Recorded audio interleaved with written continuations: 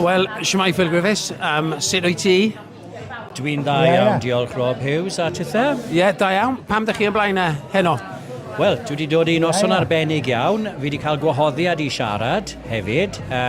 So mae hynny'n llai arbennig wrth gwrs, ond gewch chi roi'ch bysedd yn y clustia am y darn yna, a wedyn mwynhau gweddill y noson. So beth bydd y testyn y byddwch chi'n siarad amdano fe?